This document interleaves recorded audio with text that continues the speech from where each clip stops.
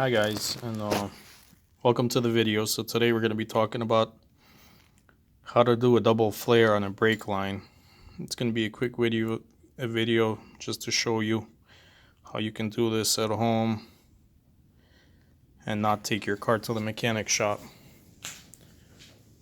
The reason you would want to do this is if your brake lines went rusty,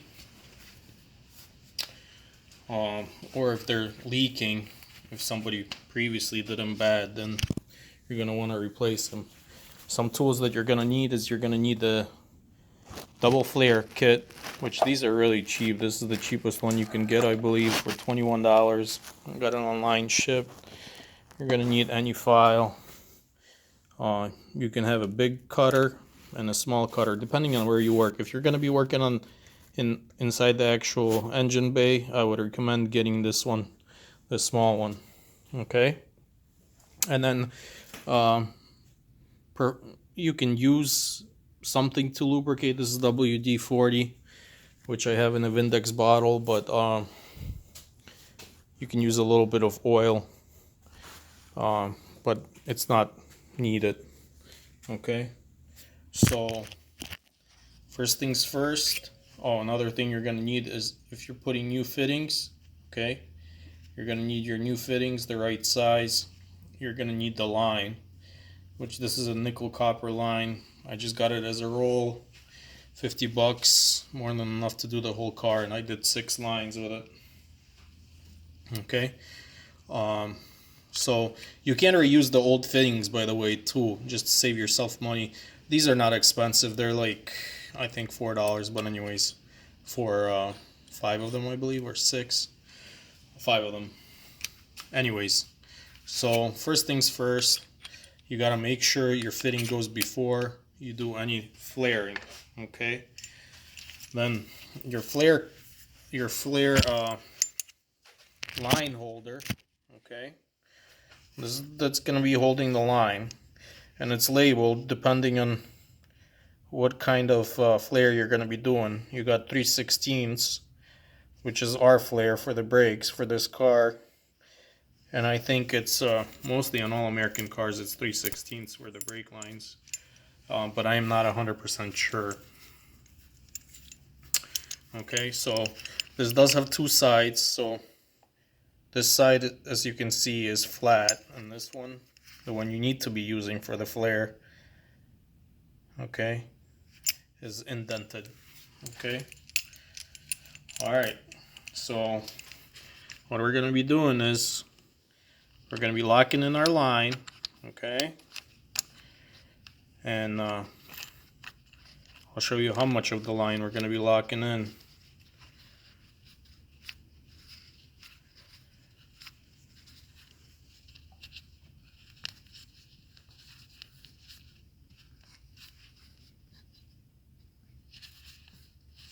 Okay, let's see. So they tell you got to lock in around that much, which this is the 3/16.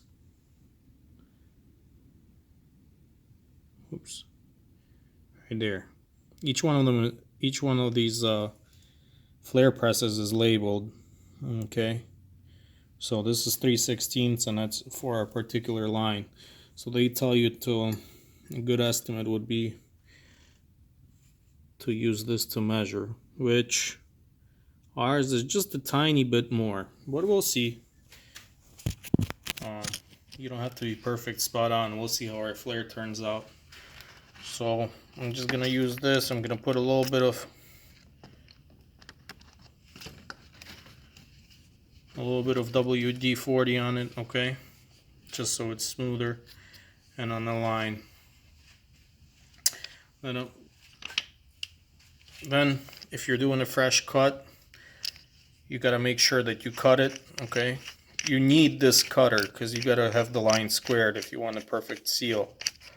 Okay, so this is a bigger one, and it also comes with this deburr thing, which usually you would cut the line, okay, if it's fresh.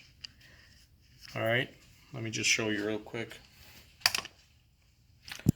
So right here, on this side. So we got a little flare going.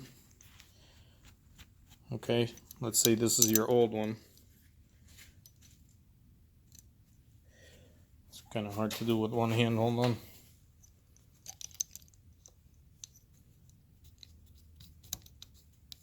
There we go. So we have our old flare. Okay, we put our cutter, kind of tighten it, spin it, tighten it again, spin it, one full turn, spin it one full turn, and keep tightening it as you go. And then eventually,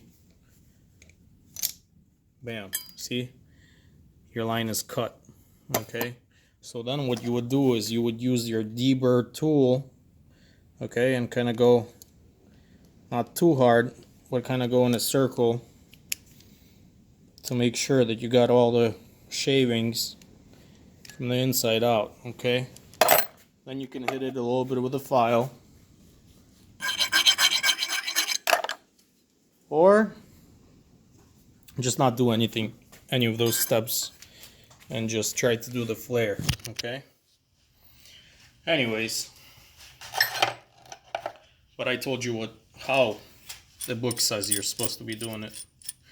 Okay, so we got our 3/16 mini press that's gonna go inside the line. Okay, now we're gonna be putting our clamp over, and then it kind of goes to the side, which once it sits to the side like this and you tighten it in, okay, you tighten it in, I'll show you.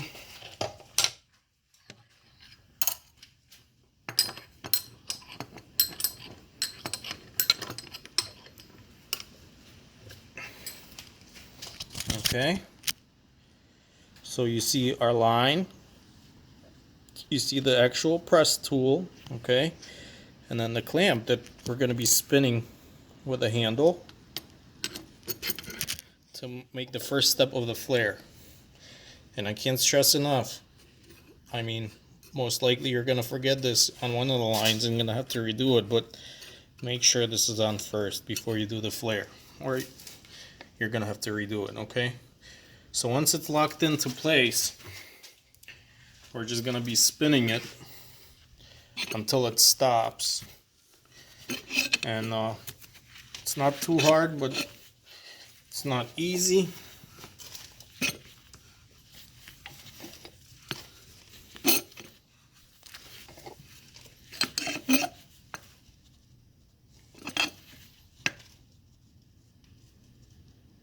Okay, so can't spin that no more. We're gonna go back and release. And you can just finger release. Then we take out our actual press tool and just center the clamp. Okay.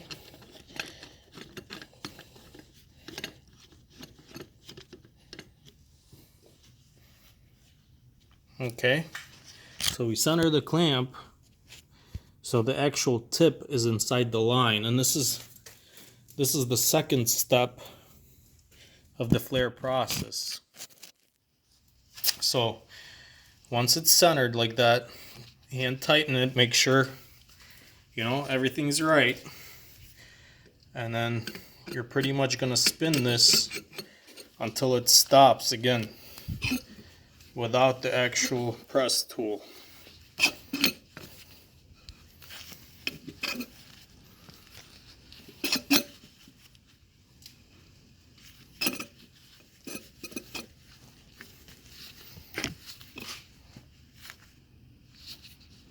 And mine stopped, so we're going to release. Okay, release, take it out. Bam, bam, bam. You can release here.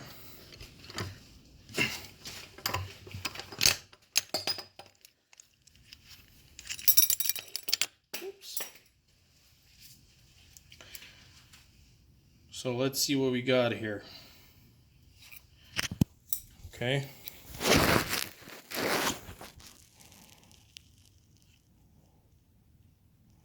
So this is our new flared line.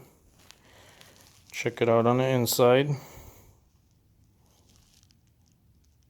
Okay. Let me take a look on the outside. Now, these ones, so this is the old one from the car. See how it looks perfect? Well, the reason it already looks perfect is because it was screwed in, okay, with this. Okay, so it kind of made it even. And that's what's gonna happen to your flare if you screw it in, okay? But if not, you're just gonna have a leak and you're gonna have to do it again. And believe me, you're not gonna get every flare perfect. Even people who've been doing this for 40, 50 years don't get it perfect each time. Okay, so let me show you something else. So once you have your line, okay,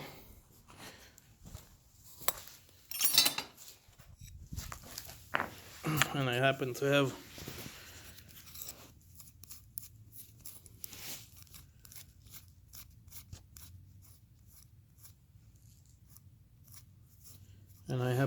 one of these brake proportion valves available for this size. Okay, so as you can see, okay,